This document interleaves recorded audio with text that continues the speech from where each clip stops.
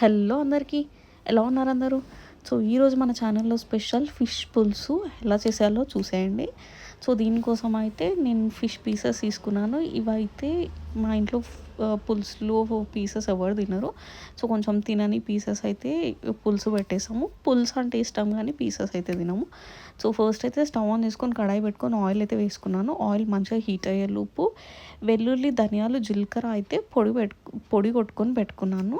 So ఇది మరీ అంత పొడిలా కాదు, కొంచెం థిక్గానే వస్తుంది. సో తర్వాత ఇందులోనే ఒక ఆనియన్, అలాగే ఒక టమాటో అయితే వేసుకొని స్మూత్ పేస్ట్ అయితే చేసుకున్నాను.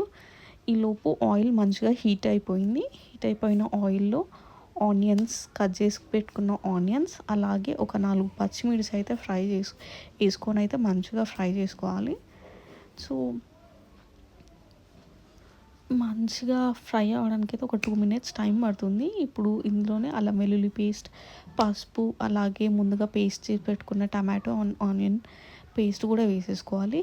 అండ్ ఈ పౌడర్ ఏదైతే ఉందో ధనియాలు, జీలకర్ర, ఎల్లిపాయలు అది కూడా వేసేసుకోవాలి. ఇప్పుడే మసాలాలన్నీ ఏమున్నా కూడా ఇప్పుడే వేసేసుకోవాలి.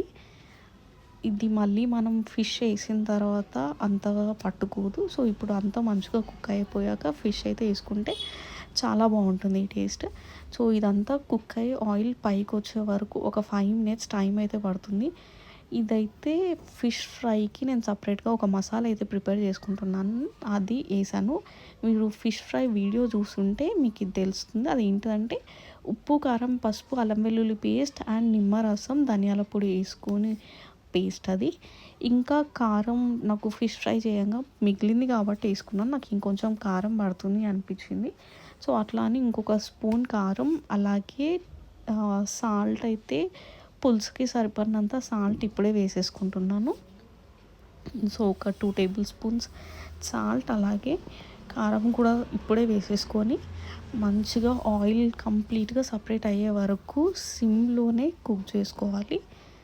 ఇప్పుడు మంచిగా కుక్ అయిపోయింది కదా, ఇప్పుడే కొత్తిమీర వేసుకోండి. మీకు టేస్ట్ తర్వాత అర్థమవుతుంది. ఇప్పుడు కొత్తిమీర వేసుకుంటే ఫైనల్గా వేసుకుంటారు కదా, ఇప్పుడు వేసుకుంటారా అని చెప్పేసి అనుకుంటారు, కానీ ఇప్పుడు వేసుకుంటే ఆ టేస్ట్ ఇంకా వేరే లెవెల్లో ఉంటుంది. సో ఆయిల్ సపరేట్ అయిపోయింది కదా, ఇప్పుడు నేనైతే ఫిష్ పీసెస్ అయితే వేసుకుంటున్నాను.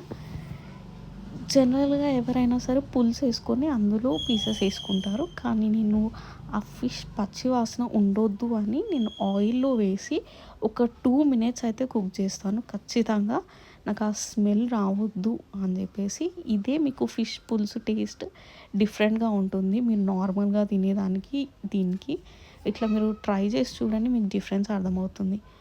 సో ఈ మసాలాలన్నీ ఫిష్ మీదకైతే వేసేసి ఒక 2 మినిట్స్ కుక్ చేసుకున్నానండి. ఇప్పుడు ఇందులో చింతపండు రసం, నేను చింతపండు నానబెట్టుకొని పెట్టుకున్న వాటర్ ఏదైతే ఉందో ఆ చింతపండు వాటర్ వేసుకున్నాను. అలాగే ఇంకా పులుపు ఎక్కువ అవుతుంది అనుకుంటే వాటర్ కూడా అడ్జస్ట్ చేసుకొని ఒక 15 మినిట్స్ కంప్లీట్గా సిమ్లోనే కుక్ చేసుకోవాలి.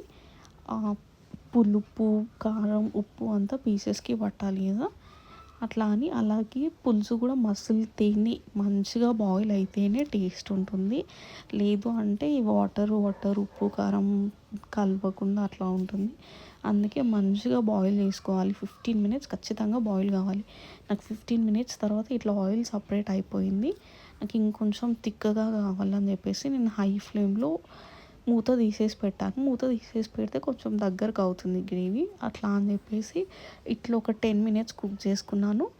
అండ్ ఇక్కడే కొత్తిమీర కూడా వేసేసుకున్నా. అంతే, సింపుల్గా ఫిష్ కర్రీ అయితే రెడీ.